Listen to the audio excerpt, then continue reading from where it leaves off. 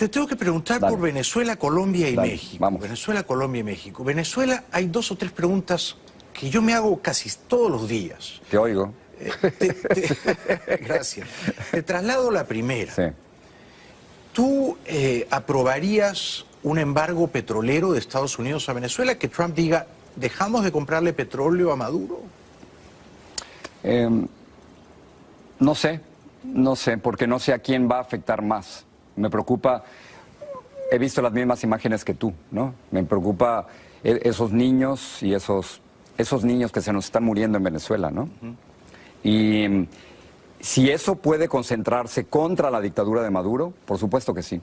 Pero si eso va a afectar más a los venezolanos que no han podido salir del país todavía, a mí me preocuparía mucho. ¿Tienes esa duda? Sí, y sobre todo, tú has entrevistado a muchísimos venezolanos en esta silla y durante muchos años, Jaime, ellos te decían, vamos a buscar una salida en Venezuela. Ahora nadie te está hablando de eso. Tus invitados en esta misma silla te han dicho, tenemos que aprender a lidiar con una dictadura. Sí. En ese sentido, ¿no? Y ante la percepción terrible, ¿no? Trágica de que no hay una salida, yo, y creo que estoy en minoría, Sí. Estoy a favor de una intervención armada en Venezuela. Uy, no, Jaime. Parecida a la de Bush papá en Panamá. Es decir, entrar y sacar a una narcodictadura. Es que eso ha tenido terribles consecuencias. Creo que... ¿Tú estás en contra? Sí, totalmente. Yo creo que no estamos en una época en que podemos invadir países. A ver, Estados Unidos tiene una terrible historia y tradición de fallidas invasiones. Pero, Guatemala, cómo influyeron con Pinochet en Chile, Panamá. Santo Domingo, el año 65, claro. O sea, Grenada. Conocemos la historia. Ha sido, todas las consecuencias de eso son terribles. Pero los cubanos han invadido Venezuela. De muchas formas. Hay miles de espías en Venezuela. Pero tú tienes la certeza moral de que una invasión estadounidense es la solución para Venezuela. Yo creo que es una salida...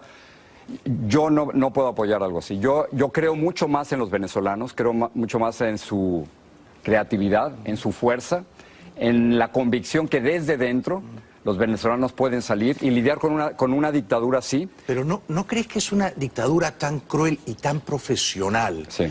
Que usa la fuerza de un modo sádico, desalmado. Totalmente, terrible. Que solo va a ser derribada con el uso de la fuerza en nombre de la libertad. Es que no estoy seguro de eso.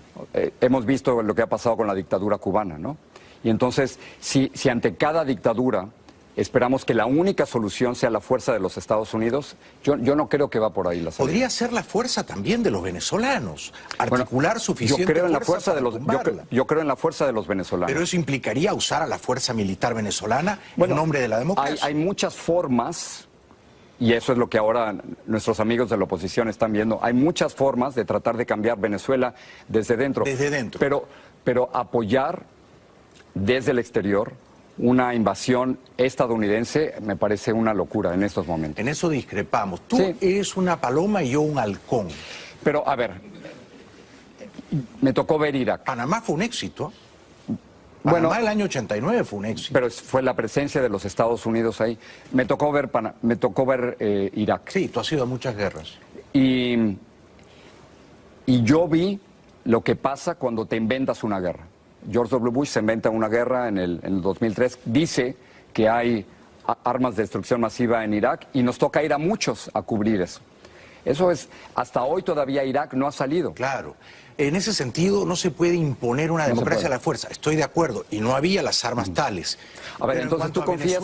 En cuanto a Venezuela, hay suficientes evidencias de que es una narcodictadura. Sí, eso no me queda la menor duda. Han mandado miles de toneladas de cocaína a este país. Ok, y entonces tú vas a convencer a los latinoamericanos y a los venezolanos que una fuerza invasora de Donald Trump va a salir a defender a Venezuela. Yo confío muchísimo más en la fuerza y creatividad de la oposición venezolana y creo también, por supuesto, en sanciones económicas y muchas formas diplomáticas de presionar a Venezuela, pero una invasión... Estás en contra. Me imaginaba que lo ibas a decir, pero saludo nuestra discrepancia. Sí, y además... muchos líderes opositores en Venezuela no creen en eso tampoco. Es verdad. ¿No? Pero si un grupo de generales venezolanos echaran a Maduro, Cabello y los apandillados y convocaran a unas elecciones, ¿estarías de acuerdo con eso? Si es una decisión de los venezolanos, desde Venezuela, absolutamente. ¿No reprobarías eso como un golpe militar clásico? Bueno, si es un la única manera de sacar a una dictadura en estos momentos va a tener que ser muy creativa y va a tener que utilizar fuerza. No hay ninguna otra posibilidad, ¿no? ¿Crees que a Trump realmente le interesa cambiar la dictadura en Venezuela y en Cuba o no está entre sus prioridades? Yo creo que yo conozco gente dentro del gobierno de Trump que sí está muy interesado por Venezuela y están tratando de hacer algo muy importante, que es presionar para un cambio en Venezuela sin parecer que ese cambio viene desde fuera. Comprendo, o sea, lo peor que le pueden hacer a los opositores en estos momentos es que los identifiquen con Trump. Imagínate la oposición en Venezuela en estos momentos con Maduro y Diosdado diciendo, no, es que tú tienes apoyo de Donald Trump y aquí están los cheques que han recibido y aquí están los asesores que han llegado y aquí están las lecturas y los planes para derrotarnos. Creo que sería terrible para la oposición venezolana estar vinculados a Trump. ¿Qué crees que va a pasar el 20 de mayo en Venezuela? ¿Maduro se va a adjudicar? Bueno, no importa, es que es una elección totalmente controlada por Maduro, ¿no? ¿Falcón realmente es un opositor? Bueno, que es un opositor, puede ser un opositor, pero que la posibilidad de una elección en Venezuela que tenga éxito legítimo, que haya democracia, desde luego que no. Descartada. Sí. ¿Quién es el líder venezolano que más admiras? Creo que María Corina ha sido muy valiente y ha sido muy recta. Tenemos una coincidencia ahí. Y ha sido, desde un principio, ha tenido con mucha claridad la idea de que nos estábamos enfrentando a un gobierno primero autoritario y luego una dictadura. ¿Le has pedido una entrevista a Maduro? Sí, y en un momento dado, hace un año, una cosa así, él estaba dispuesto a... Te voy a decir lo que pasó. Vio mi enfrentamiento con Donald Trump y entonces de pronto él creyó, ilusamente, él creyó que yo estaba de su lado, hasta que empezó a ver algunas de las entrevistas y se dio cuenta que no. Con Chávez tuviste entrevistas tremendas, ¿no? Sí, fue... Recuerdo una en la que te circundó de partidarios suyos que te insultaban durante la entrevista, una cosa Claro, terrible. fue muy interesante porque Chávez, que era un gran mentiroso, un súper mentiroso, claro. ¿no? Y un gran dictador, ¿no? Sí, claro, también, por supuesto. Le pedí una entrevista, me dijo, sí, vente a Caracas por la entrevista. Me lo encontré en el aeropuerto y dije, me va a dar la entrevista aquí mismo. Me dijo, no, sígueme. Yo creí que íbamos a un saloncito, no. Íbamos a la frontera entre Venezuela y Colombia. Nos fuimos en un avión que casi se cae porque empezó a entrar humo en la cabina. El piloto era muy joven. Le decíamos, estamos en una emergencia, nos vamos a matar. Y él decía, no.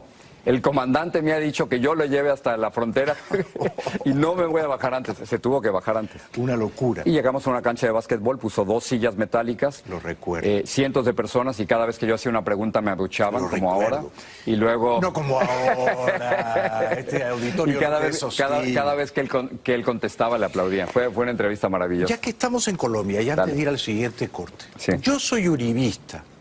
Lo sé, Jaime. Pero tú eres antiuribista. ¿Por qué eres antiuribista? Uribe fue un gran presidente. Yo no le llamaría un gran presidente, de entrada. ¿Por qué? Porque... ¿No crees que reconstruyó Colombia? ¿A ti te parece bien que un presidente cambie la Constitución para reelegirse? No, en eso estoy en desacuerdo. Claro. Sea de derecha o de izquierda. Y yo creo que la idea de gran desaparece ahí. Y luego, personalmente, tú... Bueno, ahora te pregunto, a ver. Tú sí el juego es... ¿Tú has caído ante Uribe o no? Yo creo que Uribe recibió un país en ruinas. Lo entiendo. El 2002. Sí. Y entregó un país infinitamente mejor. Pero tú crees que hubo abusos de poder durante el uribismo. Que se cambió la Constitución de formas poco claras para que él se quedara en el poder. Pero se quedó solo 2 mandatos. Solo 2 mandatos. Solo una reelección. Bueno, con uno basta, a mí me parece. Y luego como periodistas, a lo mejor a ti no te tocó, pero en las pocas entrevistas que tenía con él, le decía... Tú has hecho entrevistas tremendas con Uribe, bueno, yo las he visto. Claro, y con respuestas muy pobres, porque sus respuestas eran, ¿tiene otra pregunta? ¿Tiene algo más que preguntar? Pero es que él sentía que tú estabas siendo injustamente agresivo. Sí, pero además yo respeto esas respuestas. Oriana Fallaci, de la cual hemos hablado tanto, decía que una entrevista es una guerra. A veces gana el entrevistado, a veces gana el entrevistador. Y en el caso de Uribe no puedo estar seguro, salvo la última entrevista, que yo gané las entrevistas. Bueno, es interesante que hagas eso, sí. esa observación.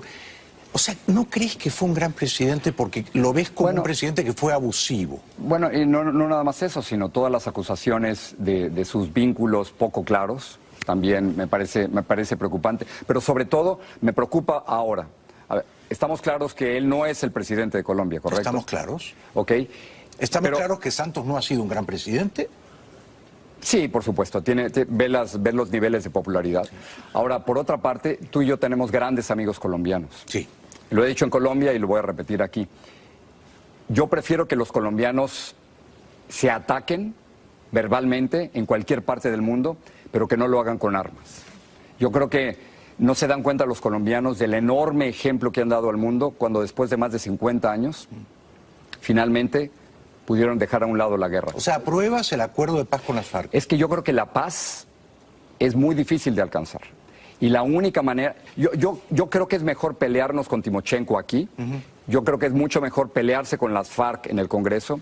Creo que es mucho mejor pelearse con todos los guerrilleros en cualquier parte del mundo, pero no con armas. Y creo que por fin nuestros amigos colombianos, por primera vez, están viviendo en una cierta paz que muchos ni en su vida se habían podido imaginar. Respeto tu punto de vista, pero discrepo. Yo creo que no hay paz sin justicia. Por eso. Y yo creo que los criminales de lesa humanidad, de derecha o de izquierda, tienen que pagar. Estoy totalmente de acuerdo. No. Y los crímenes de lesa humanidad deben ser siempre... Y el señor Santos a las FARC les ha regalado 10 escaños en el Congreso. Ok, ¿cuál es la alternativa, Jaime, entonces? ¿La alternativa es más guerra? No. O sea, 50 años más de guerra. Una paz justa. Yo creo que la justicia se puede y se debe trabajar en Colombia.